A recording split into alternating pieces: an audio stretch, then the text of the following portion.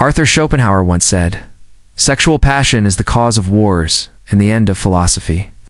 That line alone feels heavy, but let's pause and think about it. People often claim men are driven entirely by lust, that they're creatures of desire, always thinking with the lower head, always chasing, always restless. That's the story we've been told for centuries. But what if that's only a cover story? What if the truth is darker, sharper, and more manipulative than we realize? Schopenhauer didn't buy into the idea that male desire was simply weakness. He saw it differently.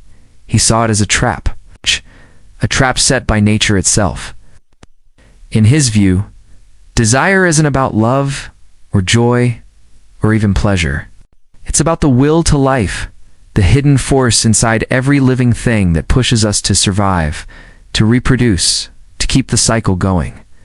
Desire, beauty, attraction, all of it is bait. And men, more than anyone else, are the prey caught inside that cycle. Now here is the twist most people don't talk about. What if men aren't actually as horny as they've been led to believe? What if they're not inherently this wild, uncontrollable species, but instead they're overstimulated? Constantly provoked, constantly surrounded by images and performances designed to keep them on edge. Think about it. Society says men are dogs. But have you ever asked who keeps throwing them the bone? Schopenhauer once warned, "What is beautiful is not what is good, but what is useful to the will." And that's where things get interesting, because modern women, whether consciously or not, have figured this out. They've realized beauty isn't just beauty, it's currency. The male gaze has become a form of social power, and many women have learned exactly how to spend it. But let's be clear, this isn't freedom. This isn't empowerment. This is strategic exhibitionism, packaged in the language of liberation. If my body wants to be seen, who am I to stop it? That's the modern slogan. But is that really confidence? Or is it desperation dressed up as confidence? A craving for validation hidden beneath hashtags of empowerment. There was a time when femininity carried a sense of mystery, even sacredness. Today, that mystery is gone. Femininity has been rebranded into something you can package, market, and sell on a feed. Angles, filters, optimized captions, trending sounds, the allure has been replaced by algorithms. The body has become the brand and the soul. Forgotten. And here's where Schopenhauer would step in again. He'd say, "This is exactly how the will operates. Beauty isn't love. Desire isn't meaning. Attraction isn't truth. It's bait for the will to keep itself alive. When you see a tight dress, a thirst trap on Instagram, or a calculated pose on TikTok, don't think of it as random or innocent. None of it is random. None of it is innocent. It's deliberate. It's curated. And at its core, it's an intrusion not on morality, but on intimacy. Because here's the silent erosion happening. Every staged image, every performance, every attention-grabbing pose chips away at the instinct in men to feel something real. And let's not pretend women are unaware. They know exactly what they're doing. They may not spell it out, but deep down, they understand the power of flesh. They understand the mechanics of attraction. They wrote the rules of this game. Meanwhile, men are told to be soft, kind, vulnerable, emotionally available. They're encouraged to tame their instincts, to suppress their hunger, to act like monks in a world designed like a nightclub. But how realistic is that? Schopenhauer put it bluntly. The sexual impulse is the strongest of human passions, and the most cunning. So picture this. A man walks down the street, bombarded by curated seduction hips, swaying, skin showing, outfits calculated for attention. Society expects him to carry the restraint of a monk with the appetite of a wolf. It's not discipline, that's delusion. And when he slips up, when he makes a mistake, he's immediately labeled the problem. But wait, who set the rules of this game in the first place? Who built the maze, then mocked him for getting lost inside it? Here's the uncomfortable truth. Women today don't want to be understood. They want to be worshipped, not loved, but followed. Not cherished, but liked, shared, reposted. Ask the modern question, what do you bring to the table? She leans in, flaunts her cleavage, and smirks. I am the table. But no, you're not the table. You're the show on the table. And in this endless digital bazaar, there are millions just like you, each one shouting into the void. Pick me, validate me, break for me. And when no man stays, when no one invests long-term, the narrative flips. Men fear strong women. No, men don't fear strength. What they fear is emptiness. They fear being drawn into a fantasy only to find there's nothing behind it. And that's what modern femininity risks becoming, a performance of illusions, delivered with the confidence of queens, but the insecurity of orphans. The result? Men are robbed of peace. They're re-robbed of the right to pause and ask themselves if what they re-feeling is real desire or engineered arousal. Is he attracted to her, the person? Or is he ambushed by anatomy, tricked by a performance carefully designed to trigger his instincts? In this environment, imagination has no room to breathe. Restraint feels impossible. And then society turns around and demands emotional intimacy from men who have been fighting a war against their instincts since breakfast. Schopenhauer would laugh bitterly at this cycle.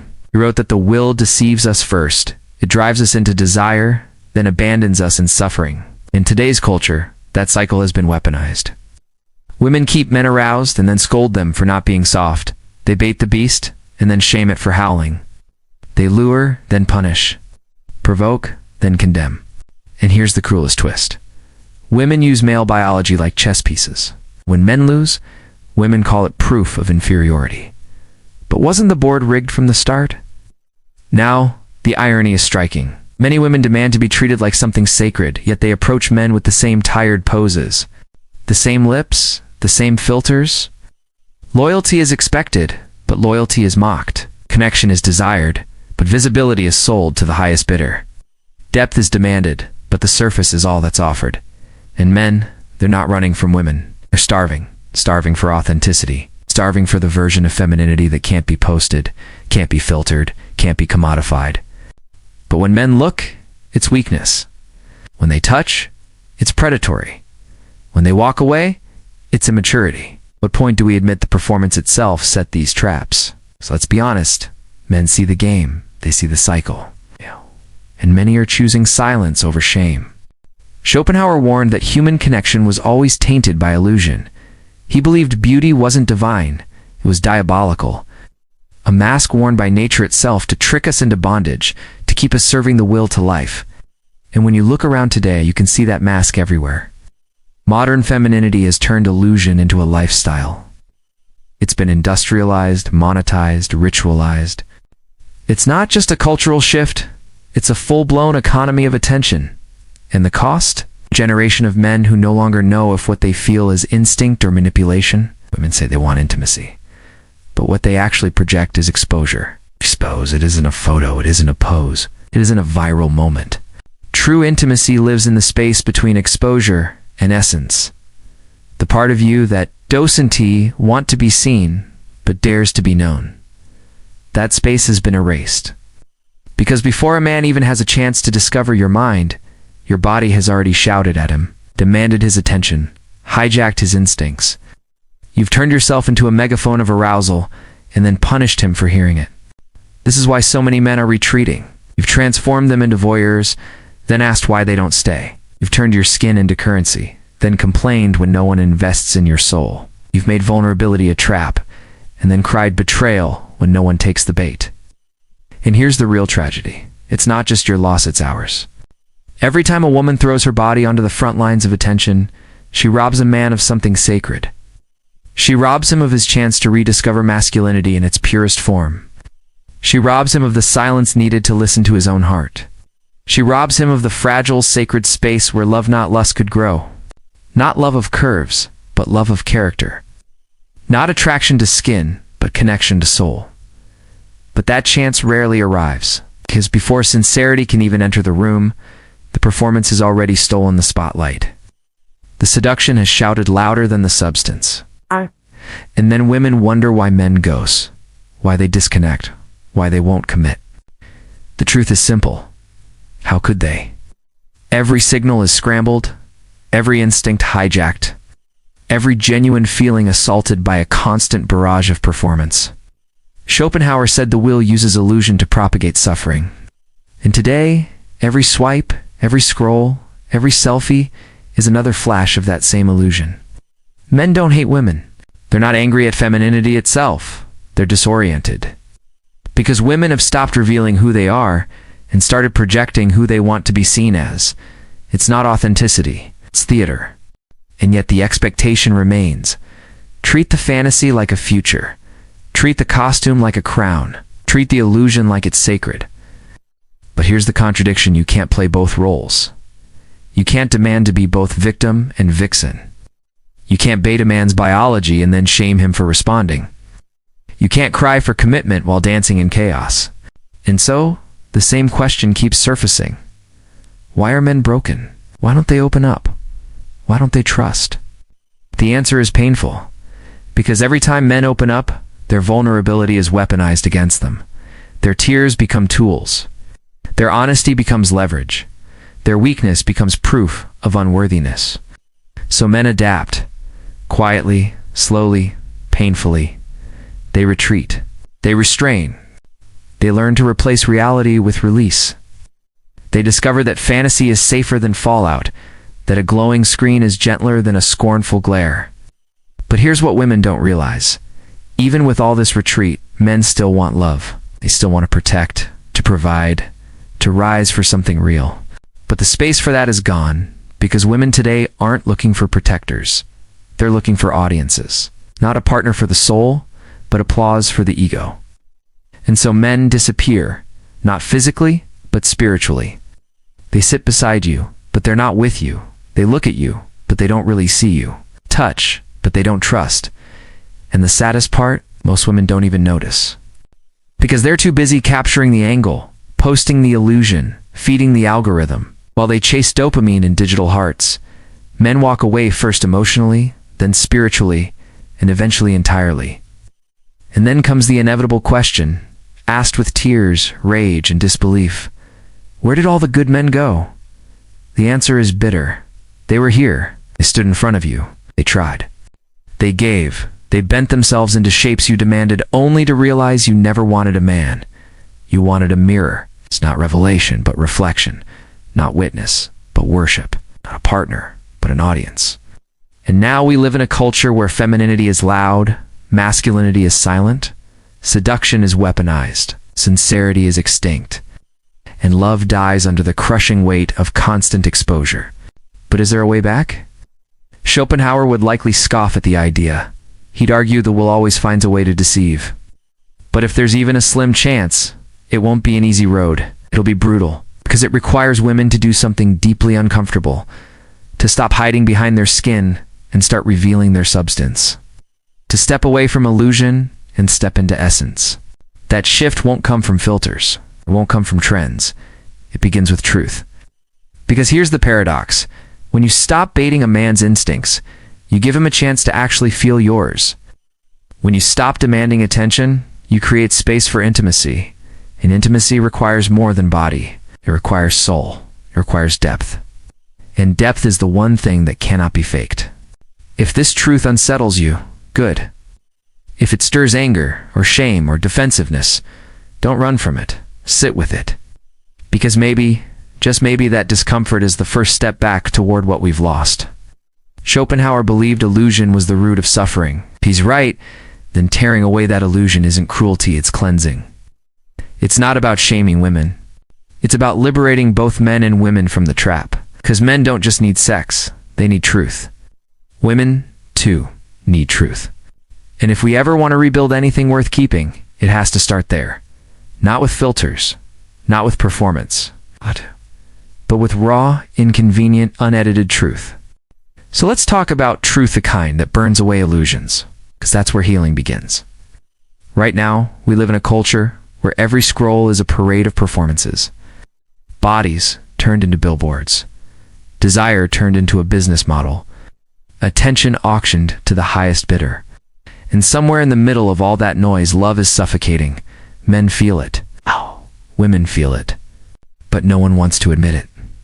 Because admitting it means acknowledging that what we've been calling empowerment is often just a more sophisticated form of enslavement to algorithms, to dopamine, to the endless chase for validation. Ask yourself this. Do men really want to be surrounded by curated seduction 24/7? Do they want their instincts hijacked at every turn? No, they want peace. They want clarity. They want the freedom to feel something genuine without wondering if it was engineered. And do women really want to live their lives performing? Every angle calculated, every post strategized, every moment turned into content. Do they really want to depend on attention for oxygen? No. They want to be known, to be loved, to be valued for more than their packaging. But the culture we've built doesn't make space for that. Instead, it conditions us to chase illusions. It turns men into predators who are ashamed of their biology, and women into performers who are addicted to applause. And Schopenhauer saw this coming. He warned that the will uses beauty to trick us, to push us into desire, only to abandon us in disappointment. And isn't that what we see today? The endless cycle of swiping, scrolling, craving, crashing, the highs of validation followed by the lows of emptiness. We are stuck in a loop where lust masquerades as love, where attention masquerades as intimacy, and where exposure masquerades as essence. And the casualties, men who stop trusting, women who stop believing, relationships that never get the chance to grow roots. Here's the uncomfortable part. Women have to own their role in this. Not all women, but enough that it's reshaping culture. You can't keep demanding depth while selling surfaces. You can't demand commitment while monetizing seduction. You can't ask men to rise while giving them nothing real to rise for. Men, too, have to own their side. They can't keep numbing themselves with fantasy and release. They can't keep retreating into screens and calling it survival. They have to be brave enough to demand more, to walk away from illusion, to seek the rare, inconvenient truth of real intimacy. Because here's what both sides forget. Love isn't supposed to be easy. It isn't supposed to be curated or optimized. It's messy.